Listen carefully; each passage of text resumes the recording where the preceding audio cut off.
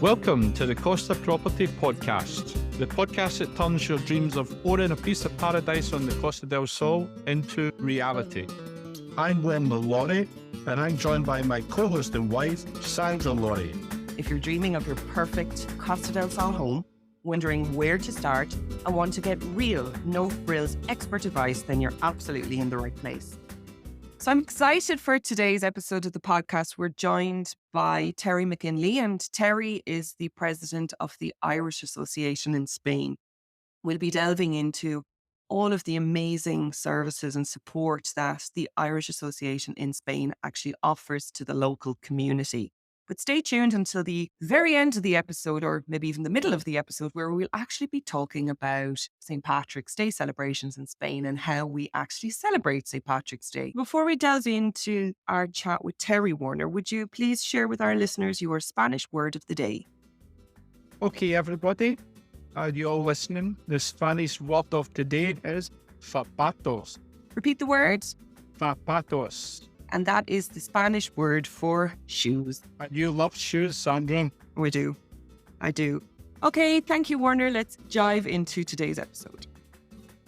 Terry, we're so happy to have you with us this morning and really jump into your journey in Spain. How are you doing today? I'm doing good today. I've already sort of been working for 2 hours today, and well, you know what it's like here. You know, it's just there are no set working hours here. You basically, when you're waking up, you start working, and just before you go to sleep, you stop working. You know. Did you manage to get a good sleep last night? I did last night, and it's the first time in about a week, to be honest. Lucky you. I didn't, because somebody next to me was snoring like a lawnmower. So I was up half the night because of Mr. Laurie's excessive snoring habits. Is he like a child running up and down a fence with a bit of wood? You know, Terry, you don't believe that. I do. I'm afraid I'm sorry. But yeah, it's a lovely day today. So yeah, the sun is shining high in the sky. So great. You've had a great productive morning. So Terry, for the purpose of our listeners, tell us a little bit about you. Well, how I came to Spain, I sold a business in Ireland, and it just seemed like an ideal opportunity. I'm originally from just outside Belfast, about 5 minutes outside Belfast, but through various careers, I've lived very, very little in Belfast, probably until I started college. I lived in Belfast, and then very little since then. I had the opportunity to move to Spain. I came to Spain in 1990. I'm just starting my 25th year here now. I didn't come with a predetermined time or a set time that I was going to stay or give it a try.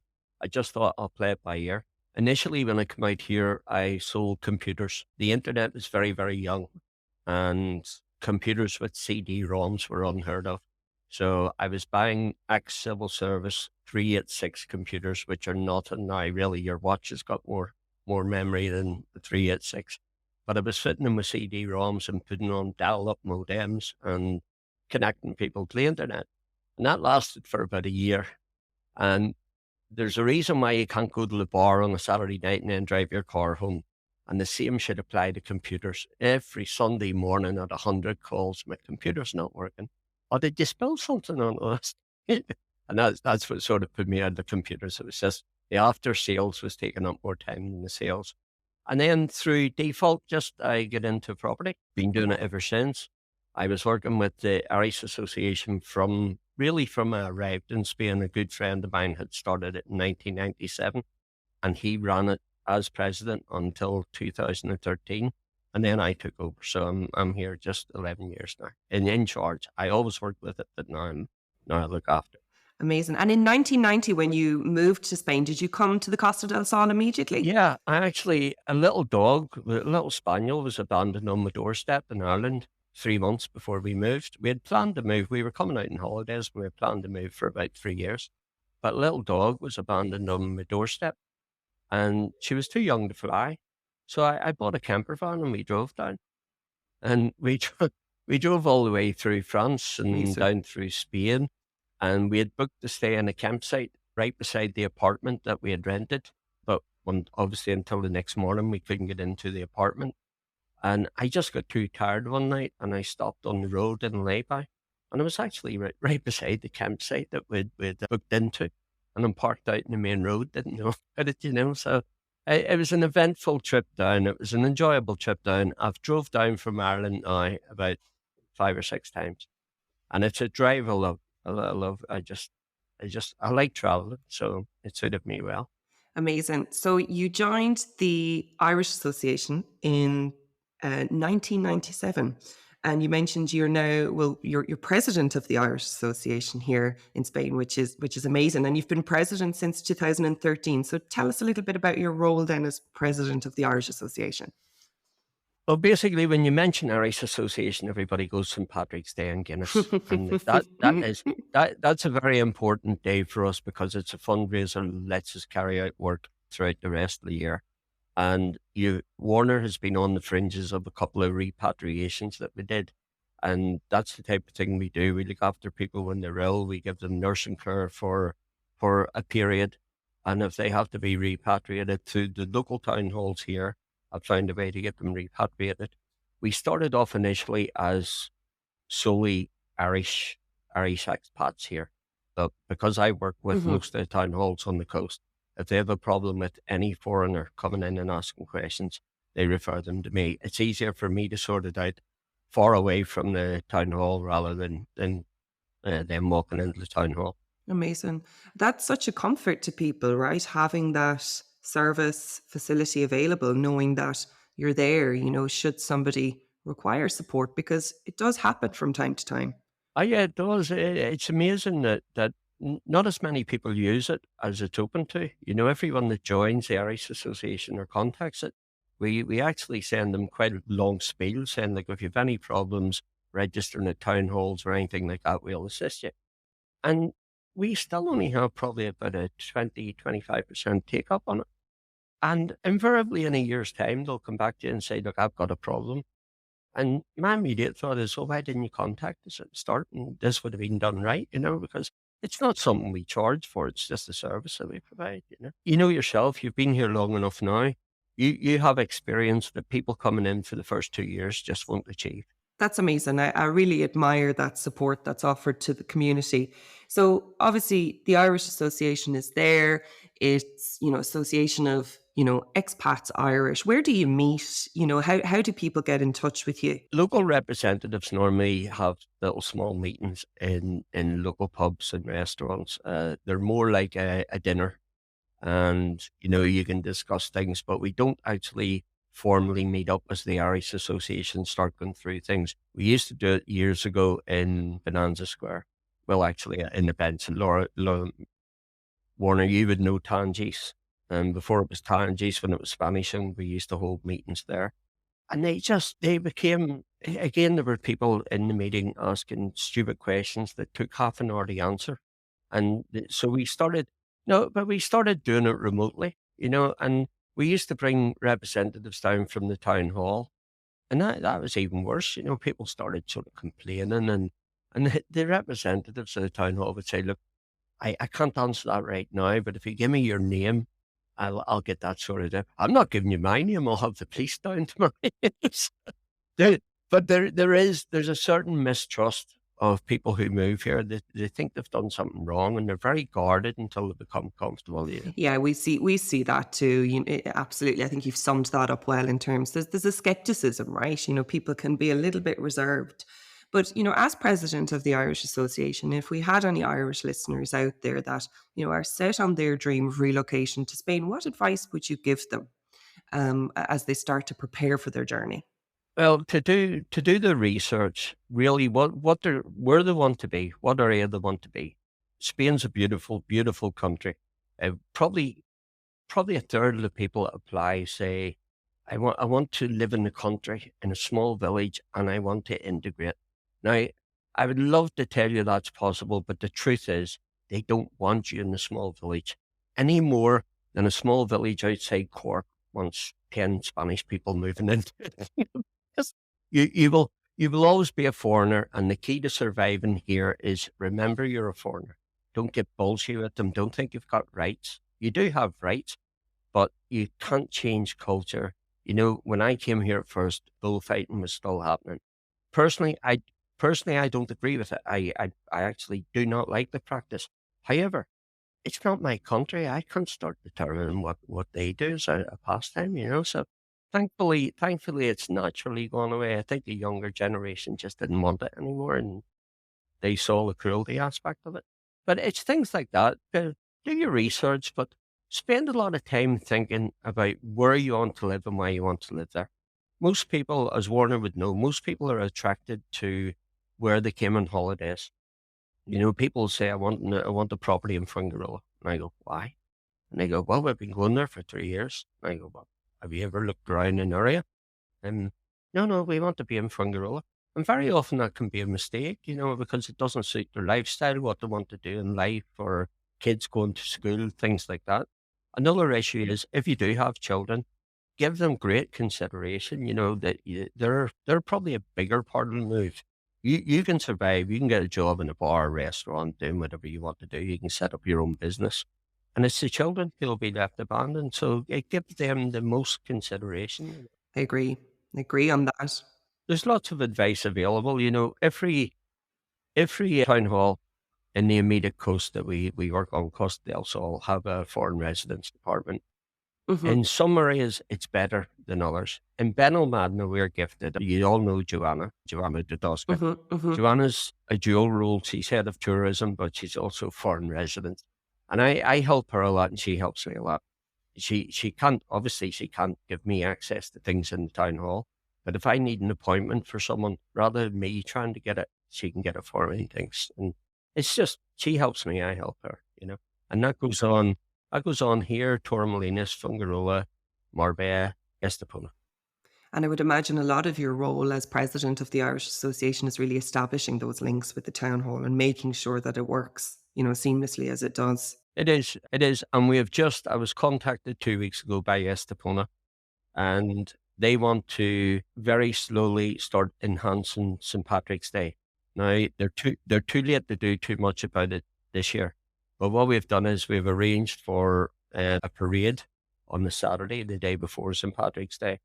I better just explain to Warner, St. Patrick's Day is on the 17th of March, Warner, Yeah, we love St. Patrick's Day. You should know, Sandra, but it's...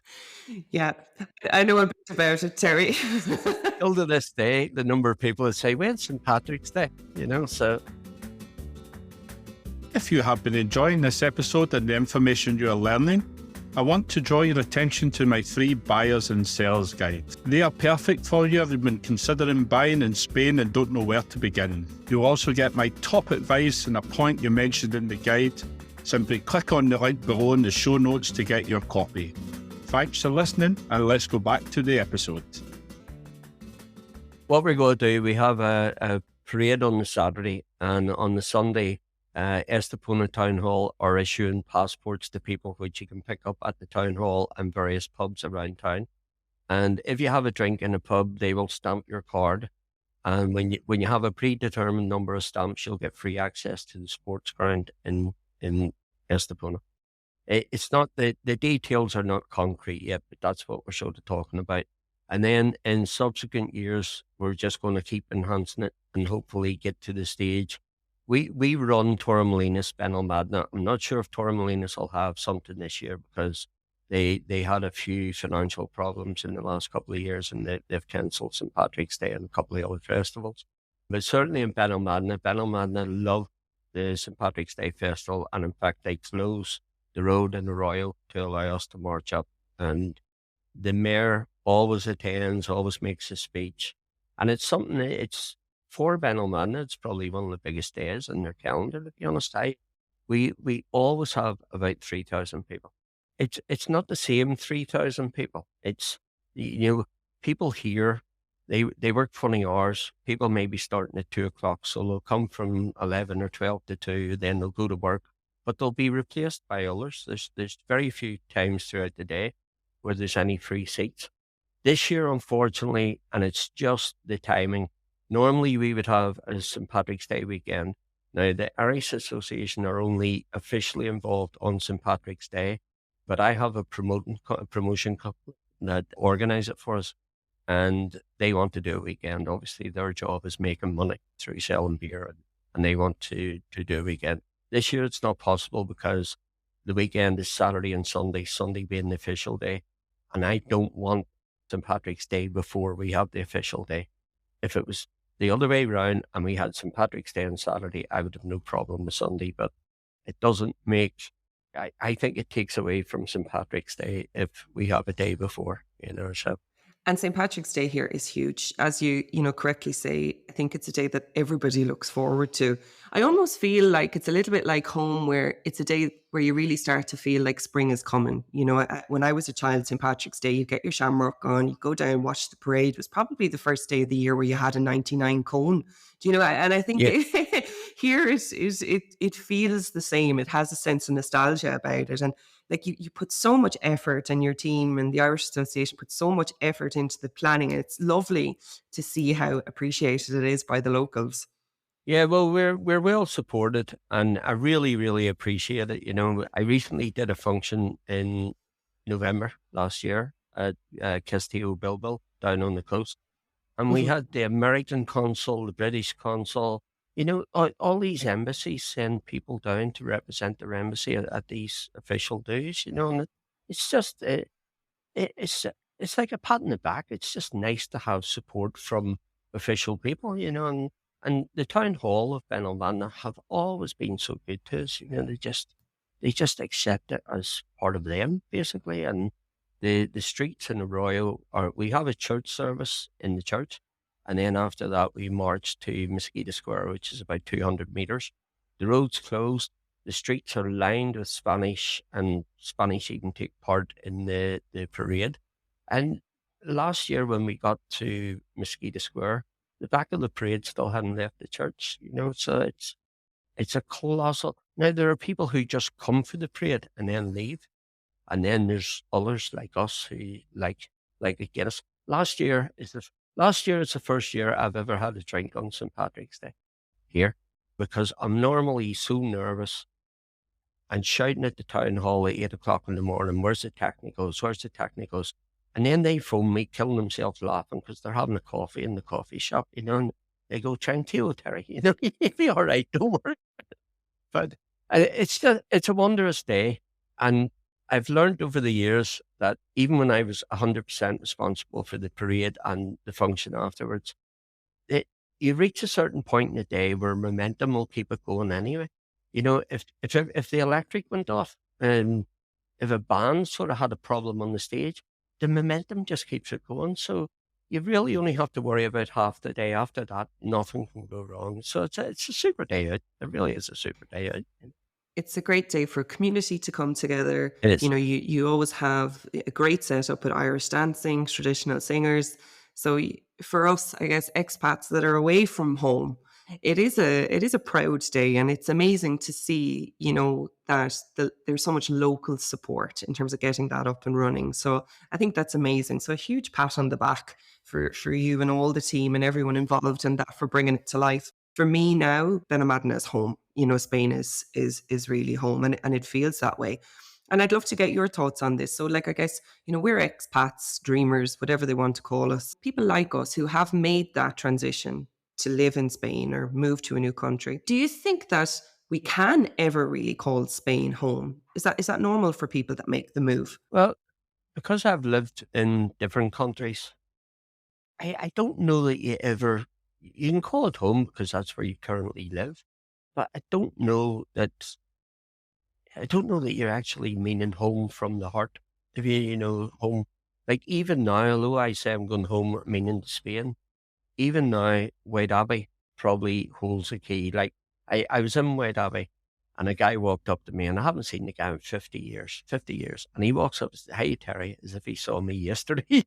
This sort of attitude, actually, I love it. I absolutely love it. And I have a godmother aunt, and she doesn't really understand Facebook, so I can be on a quite important conversation on Facebook, and she'll just butt in and go, "When are you coming to see us, or Terry?" You didn't visit me last time you were over. It's cracking. I just laugh. And it's one of the things about Spain. If you're enjoying your life, you will be of better humor. And I've met Warner socially a couple of times, normally at football and things like that. And it's just a big laugh. It's you're letting off steam point from working.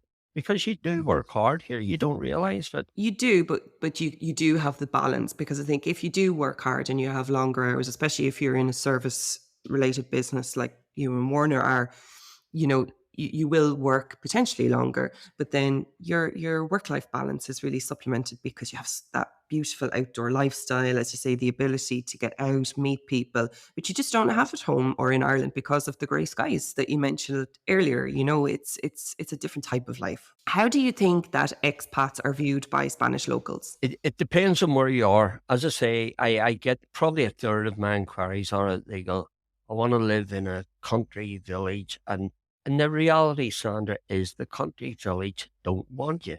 They won't make you unwelcome, but they don't want you, and you're not. This dream of integrating in the campo, in the country, is a bit of a myth. In a town of 200 people, you'll probably have 3 friends, and you'll normally find that you have an economical advantage to them, and that's why they're actually so friendly with you. Where you drink in their cafe, or you get in the food in their restaurant, something like that. On the coast, the strange thing on the coast is it's probably the hardest place to learn Spanish, because everyone who works on the coast wants to speak English. So you can go into a restaurant, for example, and order in Spanish, and the guy goes, "Yeah, I'll be over in a minute," you know. So and it becomes very, very difficult. But they are, I don't know the last time you were in Dublin, but it's very difficult to go into a restaurant in Dublin now without Spanish people being there. And it's one of the things we do. You know, the idea of the Irish Association was to help the transition from Ireland to Spain easy, but we also help people moving from Spain to Ireland.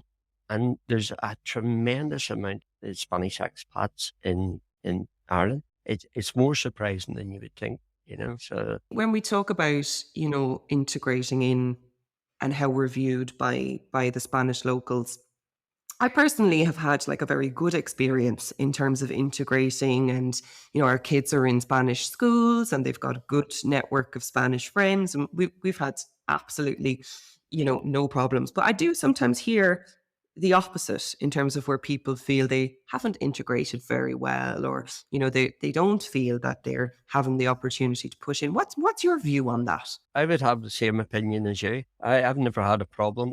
On odd occasions, I've had a problem with one person, maybe one individual, and maybe someone in the town hall who's a bit more nationalist in Spain than they should be in a you know, an integrated country like Spain. But I've had the odd problem, but nothing that can't be cured. And an awful lot of the stories, you know, if you go and you socialize on the coast, you'll hear stories. I'll give you an example in a minute. But you hear stories, and the people always go, "Oh, I had so much trouble with the town hall, it's so much," and it's normally because they approach it wrong. And there's a set procedure in Spain. Spain is full of procedures, you know, like a queue. To queue up anywhere in Spain doesn't exist. There's one guy over there, one guy over there, one guy over, but they still know the order. You know, like I live beside the post office here, and in the morning, it's everybody just stands everywhere, but they know what order they're in. Okay, so you know, on the coast they're a lot more relaxed about foreigners, obviously, because they make their living from foreigners. I don't know that there's any particular nationality that's more welcome than others, but we just seem, because the Celts, the Irish, the Welsh, the Scottish just seem to have a better acceptance on the coast or something. Like it's not even something I can put my finger on, but that's how it feels. The older Spanish are a different kettle of fish, the older generation, and it's because they're set in their ways. It doesn't mean that they don't like it. They're basically set in their ways. And then you have villages like where I live, Benoman de Pueblo. A lot of young people move away, like any country in the world, you know, and a lot of young people move away, and that's a bit of a drain on resources. So it means that you're left with a very young generation still at school, and then a very old generation and nothing in between. But as regards how we're treated in Spain, I can't complain. A couple of occasions in 25 years, but nothing serious. And generally, I'm well accepted here. You know, and, you know, as I say, I do a lot of work with the town halls, and I love going to meet the people. There's never a reason that sometimes I'm asking for things, asking for appointments, things that I know they're going to go, "Terry, we're too busy," or whatever. But you still do it, and they get over it, you know. You end up being personal friends with them, to be honest, you know. And how is your Spanish, Terry? People always go, "Do you speak Spanish?" And I go, "Listen, mate, I'm from Belfast. I'm still struggling with English, you know." But yeah, I speak Spanish, but my bank manager in Fungaroa, he said, when you lose your temper, your Spanish is perfect. He says, the rest of the time you sound like Manuel from Belfast. But he said, when you lose your temper or get angry, he said, your Spanish is absolutely perfect. And I think that's just because emotion takes over and you're not thinking about it. And the strange thing is, you started thinking in Spanish. I don't know, like, Warner, you speak Spanish. Do you think in Spanish? If you were thinking that I'll have to get the kids to school, do you think it in English or Spanish? Spanglish. Yeah. Well, you see, I do, but there's just this thing that creeps in on Yeah. you, and you don't realize, you know, years ago I met my aunt in Belfast, and she said, "Oh, what are you doing in Belfast?" And I was in to buy shoes. Jesus, could I remember the name for shoes in English? And ended up pointing at my feet. You know, it's called, oh, I couldn't remember the name for shoes in English, you know, so it's, there's weird things like that. There are weird things like that, you know. With a But I told you about stories on the coast. I'll tell you what happened when COVID kicked off. COVID was very, very serious in Spain. You know, we weren't allowed to sell properties. We weren't allowed to show properties. So basically, we had no income for really 2 years. I was okay because I got the opportunity to set up as an insurance broker, and everyone needed insurance, so that allowed me to carry on. But the town halls also said to me, "Look, there are rules here, but if someone has a genuine reason for, like the travel rule, you're not allowed to go to Fungarola if you live in Benalmádena."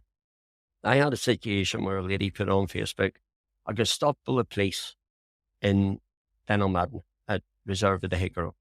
So I contacted her privately and said, "Did they give you a form?" And she says, "Yeah."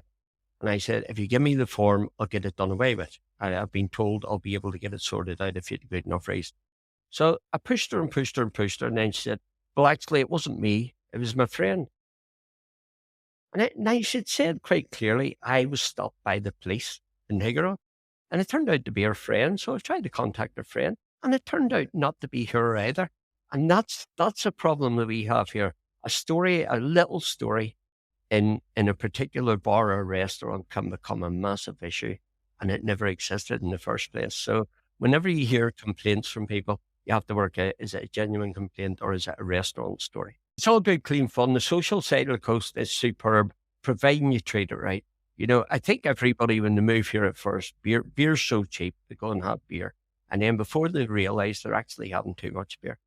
And as long as you can get a grip and start doing what you came here for in the first place and sort of making a career and working, you'll survive here quite happily, you know. I agree. You have to get into the mindset that you're not on a permanent holiday. This is your real life.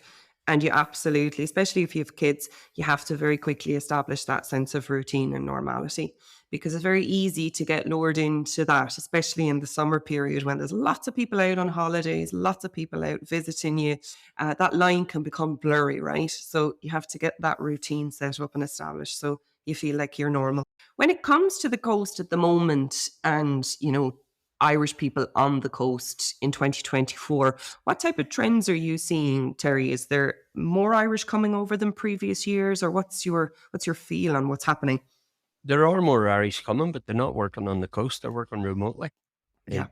I would say at least a third of the people I meet now operate remotely for a company that could be in Australia or Taiwan or something like that. You know, and that seems to be the biggest sort of change or trend that I see, and that's the whole thing's online now. Everything we do is online. And in terms of listeners at home or listeners here actually on the ground in Spain, if they want to get in touch with you, if they need support or want to engage with the Irish Association, how would they reach you?